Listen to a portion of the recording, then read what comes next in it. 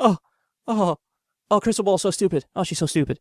A lot of you who watch my content probably got here because of my anti-TYT videos. These are my most popular videos by a country mile. The Young Turks have a very large fan base, but there's an even larger group of people who actively hate them. I suspect this is because they're reviled by people to both their left and their right. Either way, there is a seemingly infinite demand for content going after them. As to be expected, this has led to a ton of thoughtless and uninspired criticisms, many of which are frankly not even true. For example, let's listen to what the boys over at Deep Fat Fried said about them. DFF has turned into TYT.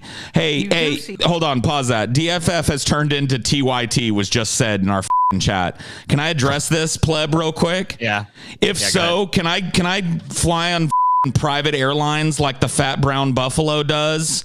Can I get a nice mansion like Anna Kasparian has? Can I get a nice can I show up at all the galas now? I'm not sure where they got that. Anna does not live in a mansion. She lives in a condo. There's so many downsides to living in a building. Downside number one, honestly, is you live in a building with other people and you run into them and you have to talk to them. I hate that. That same website that says she's worth $2 million says that TJ is worth $1 million. Also, Jank doesn't fly around on a private jet. He flies on regular airlines like most people, as we know from a viral video he sent out. He has also complained about how rough it is being a fat dude who has to fly coach. I just want to be able to fly first class, because I'm too fat for coach. This is not unique to TYT though. In fact, media criticism generally is a very popular topic here online. Like many criticisms of TYT, they can be similarly thoughtless, uninspired, and oftentimes not true. And this brings me to Rising on the Hill TV with Krystal and Sagar. These two love nothing more than to criticize the press. In fact, every week they have a segment specifically devoted to it. And they do it in that smug, sanctimonious way that is their brand at this point. It is that time of the week again when we review all of the ways in which the media covers themselves in glory. Criticism of the corporate media is especially ironic coming from them, given that they are part of the corporate media. The show Rising is on The Hill's YouTube channel, and The Hill is owned by News Communications Incorporated, which is a corporation. So, when they talk about the corporate media, they're talking about themselves. Krystal and Sagar love to drone on and on about how the media manufactures consent. By this, they mean people within the establishment press are pre-selected to toe the establishment line and brainwash the public into agreeing with it. If that's true, I wonder who Krystal and Sagar are manufacturing consent for. They were hired by a corporation after all. Or does it not apply in their case for some reason? They really should get more flack for this. But why is media criticism such a popular topic on their show to begin with? Why spend all of that time going after the press when there are certainly more important things to talk about? Well, for starters, it's pretty popular content. No one really likes the mainstream media, especially here online, so it's always going to be fashionable to bash the press. Another important reason that I've talked about before is something that Jonah Goldberg, a guy who has done quite a bit of media criticism himself, pointed out on his podcast years ago. One of the reasons why so many people do media criticism is because it is so unbelievably easy. Easy. What precisely does he mean by easy? Well, for one thing, it's a target-rich environment. There are plenty of media and journalism screw-ups, so there's always going to be plenty to criticize. Another reason is that it's just less rigorous than other kinds of content. I know this from first-hand experience. While I often talk about policy in my criticisms of other YouTubers, that's not always the case. And the content where you bash people, like the video you're currently watching right now, is a lot easier to write than are the ones on more substantive issues. In my defense, though, one thing that separates me from other media critics here online is that I actually bother to watch, read, or listen to the people that I criticize. This isn't the case for most online people who do media criticism. And this is another reason why it's so easy. You can hide behind vagaries like the media, or the corporate press, or the establishment, and most people will just accept your critiques without asking for specifics. This is a very common tactic of Jank Uger. As I said earlier, TYT is a common target of criticisms from people who don't even bother to watch them. I don't really feel bad for people like Jank, because he does this to other people in the media himself. One of my favorite moments in TYT history is when Anna actually called Jank out on this. When I saw the media acting like, oh yeah, ha, ha, ha, it's over. Oh, Jank, you're just being conspiratorial. No, Donald Trump believes in America. No, he's not going to go that far. No, I know and you don't, and I was right and they were wrong. So which media? Okay, you Which think media? The media that is Jake, now. I watch the media all day. Literally, the moment I wake up, 5 in the morning, I'm up. And I'm watching the news nonstop until I'm on air for this show. So I want to know who you're talking about, because clearly I'm missing it. All I hear 24/7 is like anti-Trump stuff, fear mongering about Trump. Okay, like just the opposite of what you're referring to. So maybe I'm just not seeing what you're seeing. That's why I'm asking you which media. So and corporate Democrats, by the way. So number one, I can tell you that I talked to some Democrats who are not on the progressive side, and they thought it was. There's no way, none of that is going to happen. Okay, so that I can't tell you who it is, blah blah blah, but I know that for a fact.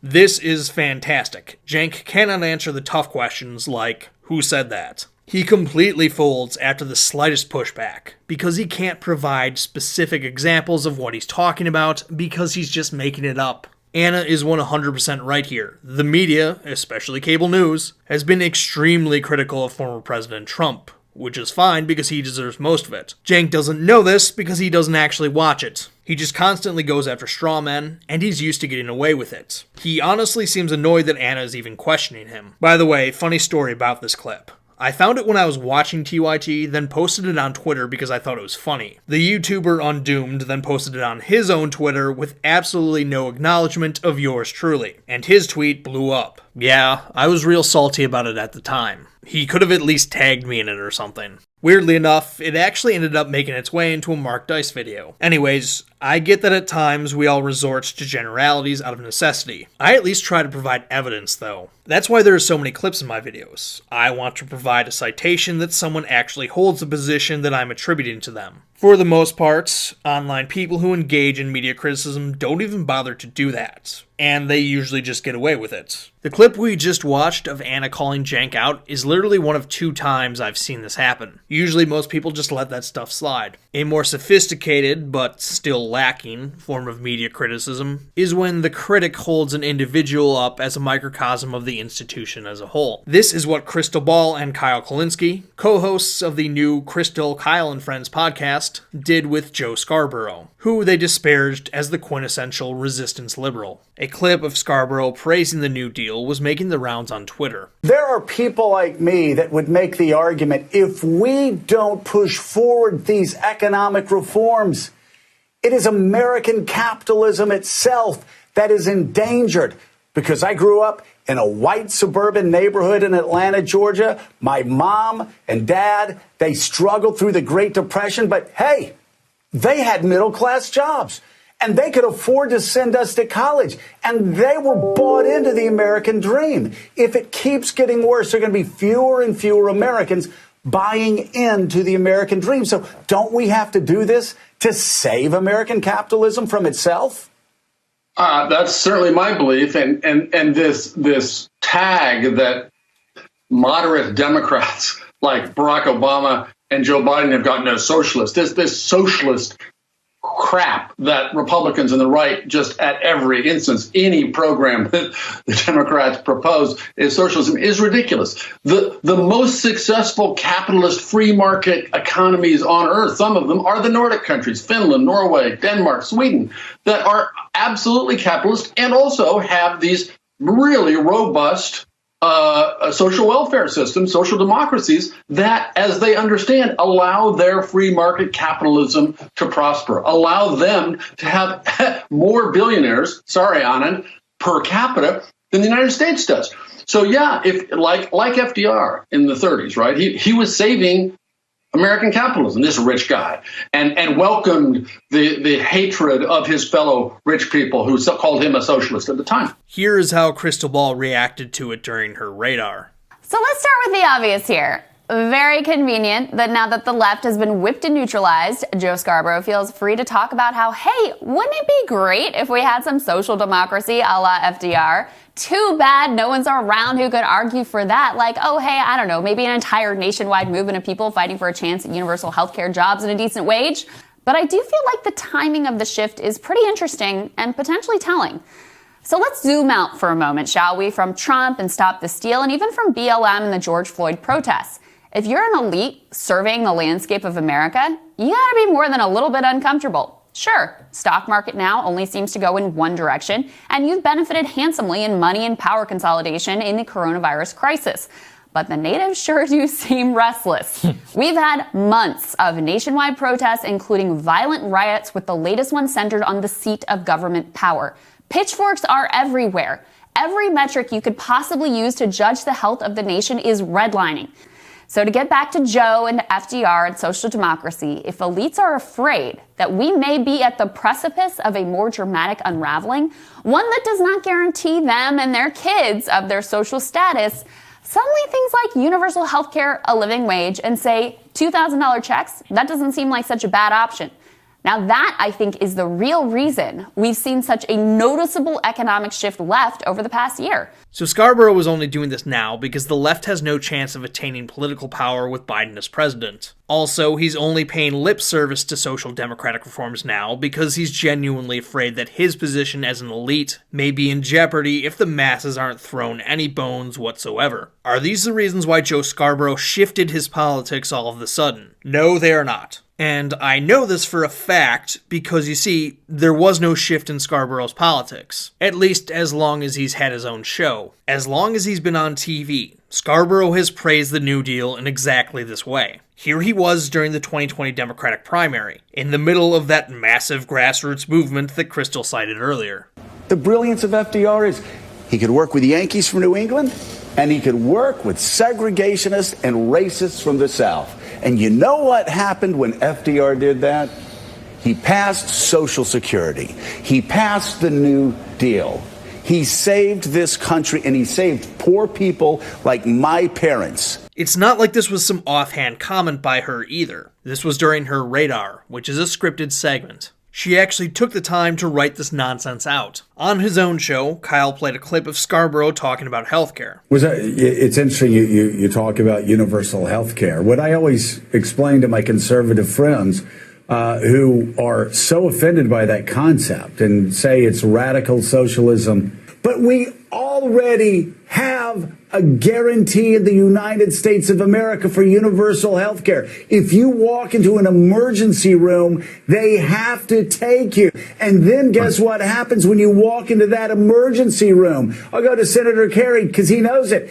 It is so inefficient. The charges are so grossly exaggerated, and they're doing it because they're afraid they're not going to get the money back, and it ends up costing Americans billions and billions of dollars more. You don't treat people that have diabetes early on, but then there's going to be a requirement that you amputate their legs. You don't take care of people early on with preventative care for diabetes, Senator Kerry. Guess what? Every American will be paying for their dialysis later on. Somebody must have poisoned his cornflakes, because I've never heard him talk like this, ever. If anything, he was like the epitome of smug corporatism and neoliberalism inside, the belly of the beast. But here he is. Again, the last clip we showed was him praising FDR with this particular guest. This guest has really changed him. Or again, you can determine whether or not you think it's genuine, sincere, or if it's, he's just angling for whatever reason. We don't need to get into that. Why is Joe Scarborough talking like that? What caused this sudden shift? Well, once again, there is no shift. This is also something Scarborough has been saying since he's been on television. Here's what he said in 2019 when New York City Mayor Bill de Blasio launched the NYC Care program. So I've been trying to tell my conservative friends for years, if you think you're denying people health care, you're not. You're just driving single moms and their children to the emergency room at 11:30 at night. It's not only inhumane, but fiscally it's stupid because that is expensive, it's unproductive, and it is the worst way to manage costs in a healthcare system. So what's the point of this? Who cares if Krystal and Kyle are wrong about Joe Scarborough? Well, I'm not trying to white knight for Scarborough, because I don't really care about him, and I actually don't think he's right on the substance of these issues. Nor is this just some cheap gotcha for the sake of a cheap gotcha. The lesson I'd like to drive home here is that you shouldn't take anyone else's word for what the media, or anyone in particular in the media, says on a regular basis. If it's really important to you to know what the actual media narratives are, maybe it isn't, and if so, disregard this message. Go look for yourself. Get your information straight from the horse's mouth, not secondhand from self-righteous internet pundits. As we've seen today, even people who love to wave their fingers at the press over its inadequacies frequently get things wrong themselves. We should also take a moment to appreciate the irony of the fact that, in the very act of criticizing the press, these two pundits succumbed to confirmation bias instead of doing actual research. I knew that their analyses were wrong because I actually watch Morning Joe. You'll notice that both of these got the clips they played from a Twitter feed called Case Study QB. They just watched these clips in isolation and fit them into pre-existing narratives they already had, and their audiences just accepted it uncritically. That's a pretty sloppy approach to analysis right there, and it's something these two would definitely not tolerate if somebody else did it to them.